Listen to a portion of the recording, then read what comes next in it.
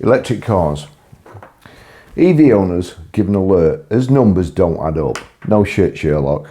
If you can get £3,750 off a new EV, then nobody's going to buy a used EV without it being substantially cheaper. So if you've got a used EV, it's kicked you again. Your tax money's being used to give somebody else a new EV, but your EV is depreciated. If you've got a used EV, you're being shafted. If you bought one, honestly, I feel sorry for you. I really, really do feel sorry for you.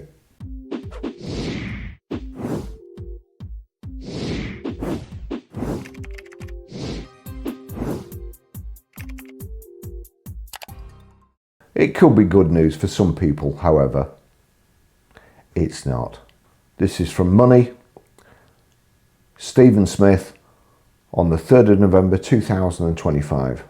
New data has been published. Electric vehicle owners have been issued a warning as new data reveals a worrying trend. Well, there's more electric vehicles to blow up on the road. The figures show EVs having crashed in value by 37.5% over the past year. That's financial experts.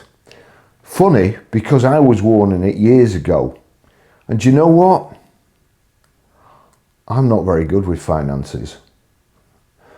But I could see it coming from the moon because of all the lies. When you have to support things by lies, it never works out. Look back through history. All these schemes, all these pyramid schemes. EVs are a pyramid scheme. At this moment in time, they're a pyramid scheme because they don't make financial sense to anybody. If it was a level playing field and there was no tax benefits, no tax breaks, even if you could charge at home, they wouldn't even suit company car drivers, let alone private people who don't get a massive discount, who don't get a car on salary sacrifice so that you get tax relief on your payments, who don't get benefit in kind, who I'm sure at first you could write 130% of the blooming things off your flipping tax. You're being bribed to get them. You know, the whole thing is just stupid. And I can't understand why nobody else could see it like I could. Why politicians could... Oh, I understand why politicians couldn't see it, because they can't see anything. And the politicians, the ones that make all these promises in the manifesto, and then just immediately break them and go back on the word, they're the ones setting the targets. They're the ones that are saying, if you don't sell enough EVs, you'll get a £12,000 fine for every one under the target you miss. Keir Starmer, what did he say when he was coming into power? Or trying to get into power? Has he hit anything? Have they built all those houses? Have they reduced income tax? Have they looked after pensioners? Not one. So who's going to fine them? Who's going to give them a massive fine? Who's going to hit them in the pockets? Keir, you've done nothing that you promised to. So I'm sorry, but no wages for you, mate. And you're going to have to pay back some of the money you've already made in fines. Fancy letting politicians tell the motor trade what they've got to do. Motor trade, where are your balls? Where are they? You've done it before, you pretend not to, you pretend that cartels have never existed in the motor trade. Get together, tell them to shove the ZEV mandate where the sun don't shine. You'll be doing us all a favour. You might even save the motor trade. It might be too late, but there might still be some people survive. I'm afraid it's just a joke. Prices for Britain's most sought after used electric and hybrid motors have tumbled by as much as 37.5% during the last 12 months. They've tumbled by more than that before they even get out of the showroom. So that's crap too. Sparking a buyer's market for those keen to make the transition, the latest used car index from AA Cars reveals. Fresh figures show that the trio of most popular fully electric cars have shed on average a fifth of their worth. The Nissan Leaf suffered the steepest drop at 23.2%, with the Renault Zoe close behind, declining 22.1%, while the Tesla Model 3 witnessed its average cost fall by 16.4%. Now, as I mentioned in yesterday's video, the Tesla Model Y is supposedly the fastest selling car, but it was the third fastest depreciating vehicle. Those two things do not go together. If it's the fastest selling car and you're not making profit, you put the price up. You keep it in stock a few more days. The fastest selling car means there's more customers than there are cars. That's what it would normally point to.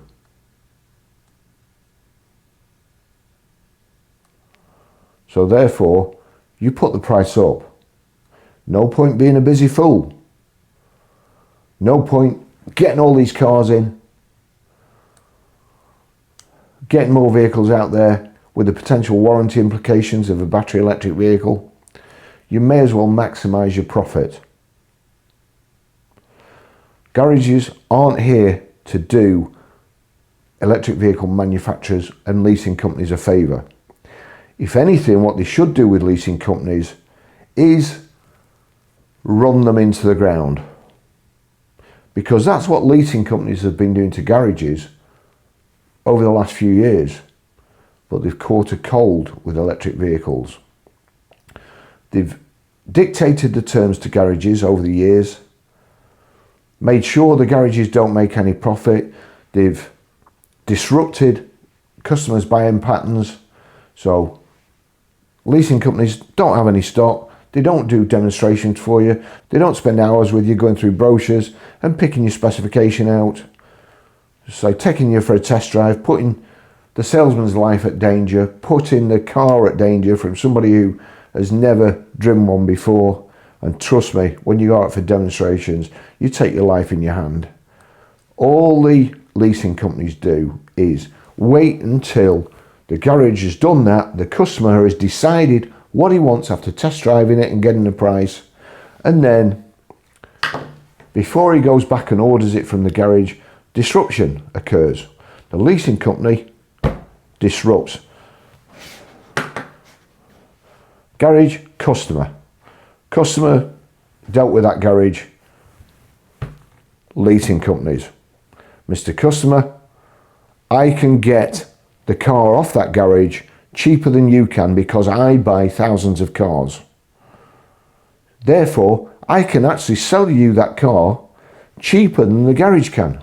Leasing company, I could do it from in here. Honestly. I used to sell vehicles to leasing companies because I could do it better than them. I could do cheaper leases than them. When I worked for Mercedes, the first thing I did was learn how to use the finance system, the finance computer, contract hire, PCP. And I found that by putting a full service, a full maintenance contract on a Mercedes-Benz, it actually reduced the prices. It saved the customer probably £2,000 in servicing.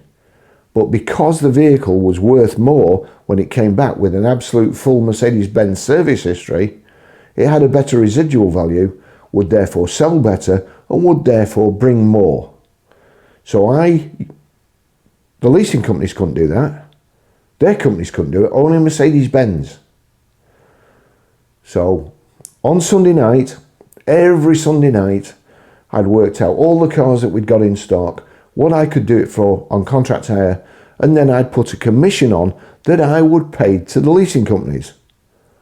Then the leasing companies would take my cars, go to all their customers, and then I'd walk in on Monday morning, my phone would start ringing. Baz, have you still got this? Baz, have you still got that? Yes, yes, yes. What did it mean? Easy street for me. I didn't have to do anything. Playing the system. If you want somebody to play the system, I'm your guy. If you want somebody to find an easy way of selling cars, I'm your guy. I've done it for 50 years.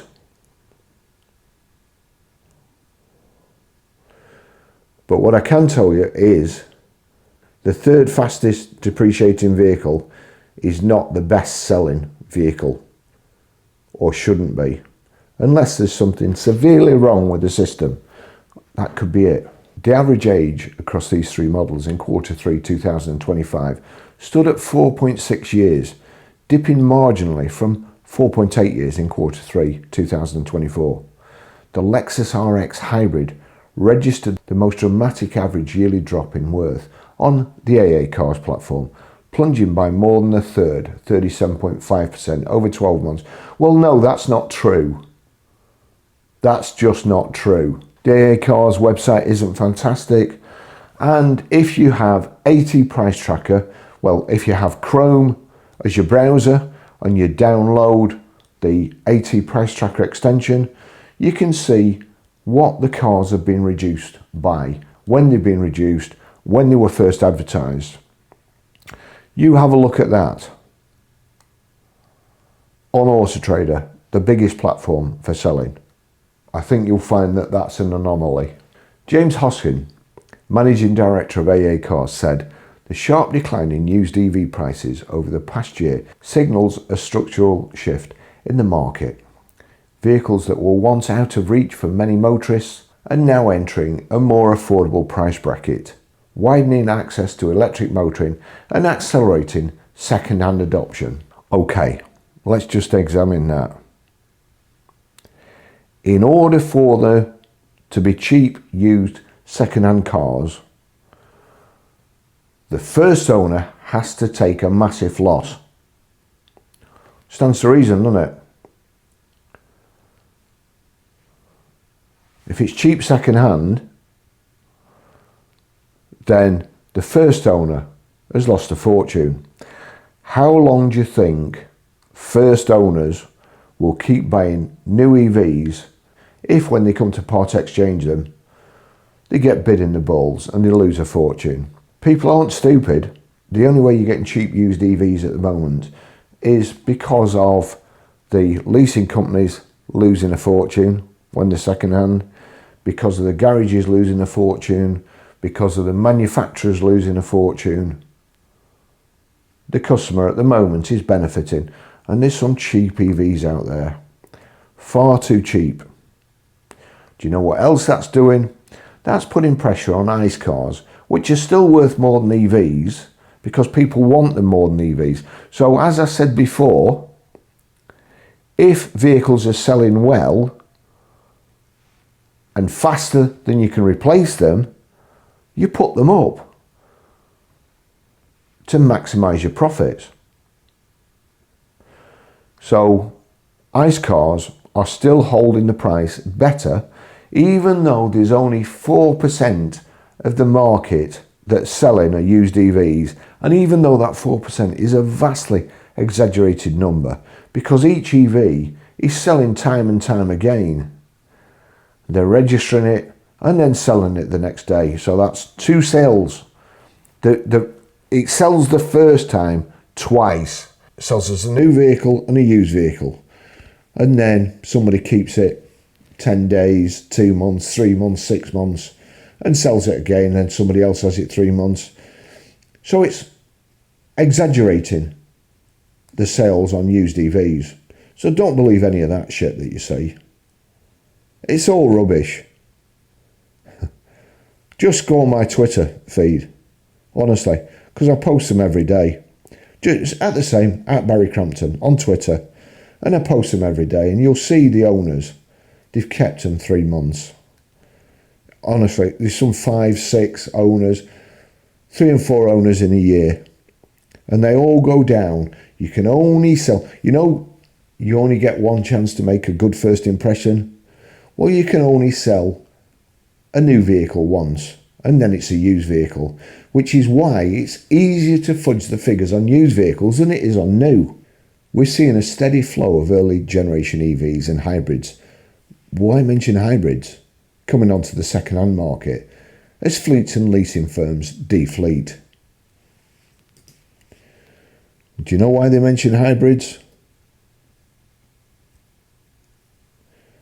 Especially now, because the ZEV mandate, there isn't a cat in hell's chance they could hit it by selling electric vehicles. So it's been watered down. And what they can do, they can make up this year, I think, 6% by selling low emission lots of them, because they don't count the same as EVs, but it's easier to sell them, so you can sell more. So by selling lots of low emission petrols and hybrids, you can make up 6% of the ZEV mandate. And do you know what? They still can't sell enough low emission petrols and hybrids to make up the 6%, so they're having to pre-register them as well. And that's driving the market down on hybrids.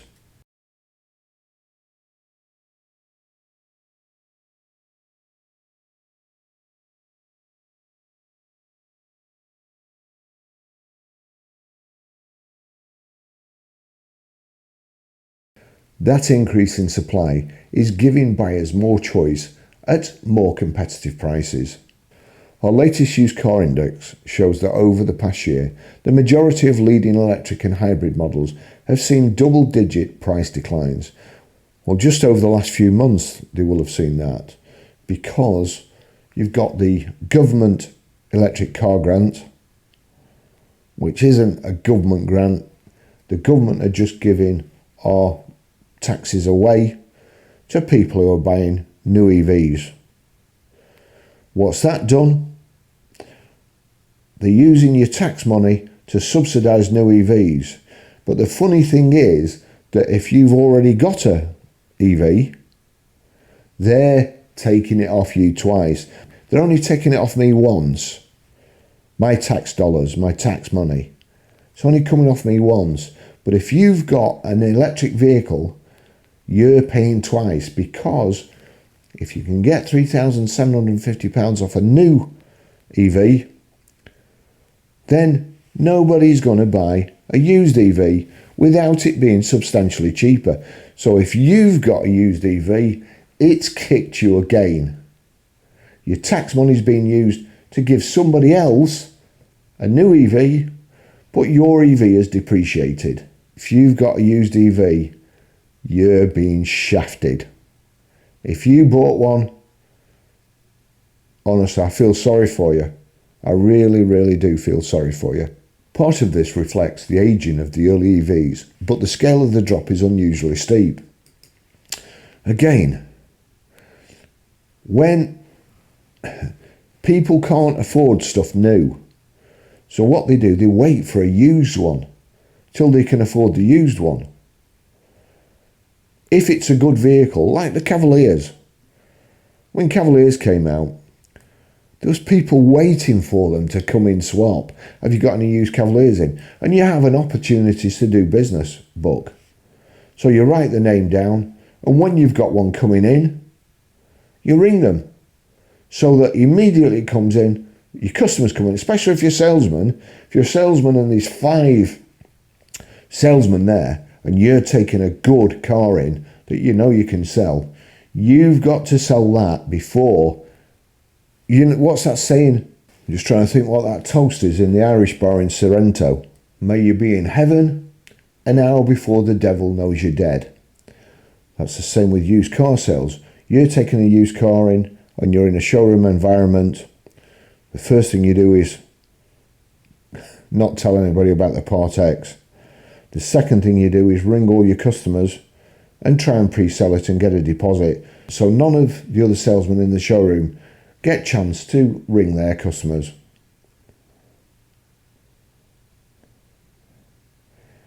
When I was sales manager, we had an S-Class coupe coming in, and there was something like £8,000 profit in it, or there should have been an £8,000 markup in it. The lad that took it in pre-sold it to one of his customers for £1,000 profit because he wanted to get rid of it before anybody else got the chance. The unfortunate thing is, by doing that, it was costing the dealership £7,000. So, subject to sales manager's approval. No, sorry. So that's the mentality of salesman. You know, he'd rather cost the garage £7,000 than let somebody else sell it and him have one less used vehicle towards his target. I can understand it, but that's what happens when you target people. That's the same as the ZEV mandate. You see? That was like a ZEV mandate for salesmen. You've got to sell so many new cars and you've got to sell so many used cars to hit your target, otherwise you won't get your bonus. So ZEV mandate for salesmen would have cost the garage £7,000 on one car. And this was a long time ago when £7,000 was a lot of money. Okay, £7,000's a lot of money now. I hold my hands up. New data poses a problem for some owners, but an opportunity for other people. Again, it poses a massive problem for private new EV buyers. Absolute massive problem. Because it would be cheaper to buy an ICE vehicle. Even if your electric's free, it's cheaper to run an ICE vehicle. You cannot save £1,500, no matter what people tell you. Scott Gallagher, a director at Leicester-based Rowley Turton, highlighted some real bargains currently available for those in the market for a new car. Again, massive depreciation, massive discounts, but that has a knock-on effect for used vehicles, adding to depreciation, making your EV worthless. He added, lovely phrasing, the collapse in the price of EVs has been a real blow for electric car owners. That said, they remain excellent cars, particularly attractive for company car drivers thanks to the low benefit in kind rates, bribes. For private buyers, these price falls could present some real bargains in the used market for those prepared to take the plunge. However, for anyone considering a new EV, leasing might be the smart option. How can it be the smart option? The lease company takes depreciation risk. The EV market may be volatile for now, but that doesn't change the direction of travel. Electric is here to stay. Well, you've seen in my past videos, the BVRLA is going cap in hand to the government, trying to get grants for used EVs as well. They get grants for new EVs and they want grants for used EVs too, because they can't keep up with depreciation. And they also know that if they did calculate depreciation how they should do, they wouldn't sell any EVs because the lease prices would be too expensive. They've taken a gamble that EVs would go up and not continue going down, like shorting stock in the financial world. And as we know, that doesn't always work, does it? Taking a gamble on EVs hasn't worked either. They've lost hundreds of millions of pounds on EVs. Hundreds of millions. In some cases on EVs, 5-figure losses when they come back and put through the auction. Financial experts were split on the issue of EVs. Colette Mason, author and AI consultant at London-based Cleverclogs AI, explained her perspective on why the prices had fallen so dramatically.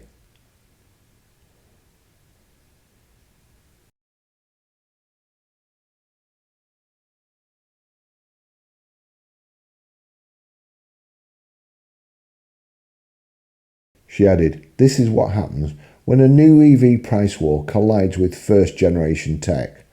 Buyers are rationally pricing in the real-world write-off risk of a failed battery. the questionable ethics of lithium sourcing and catastrophic fires. An 80 to 100 mile range, typical of used cheaper models, is useless for long distance drivers. My last 13-hour campervan trip to the Isle of Skye was on one tank of fuel. In an EV, it would be a logistical nightmare of planned charging stops, akin to running a military operation, because the equivalent EV range is just 120 miles. Many are watching the new sodium-ion batteries, which are already in mass production. Data from industry leaders shows these new cells are already around 65% cheaper to make, all while matching the range of current lithium batteries, being more stable and working perfectly in extreme cold. This collapse into buyer's market, it's the moment the market stopped pretending the hype is real and started pricing in the hassle. Numbers don't add up. Clive Bonney, MD at Strategic Management Partners, said the numbers just don't add up and it's a no-brainer to choose a petrol car instead. It's a no-brainer to choose a petrol car instead.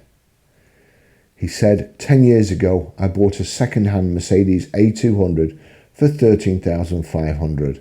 It is now valued at £11,800 with 35,000 miles. The 2-litre engine gives 60 miles per gallon and costs £20 per annum road tax, plus £250 per annum servicing. It's good for another 20 years or more. EVs have a 10-year life, create 300% more recycled waste due to battery and shorter lifespan, use electric grid fossil fuel, have shorter journey limits, run silent so are more hazardous to cyclists and road walkers, and lifetime costs 5 times more to run. It's a no-brainer. Thanks for watching. See you in the next video. Bye bye.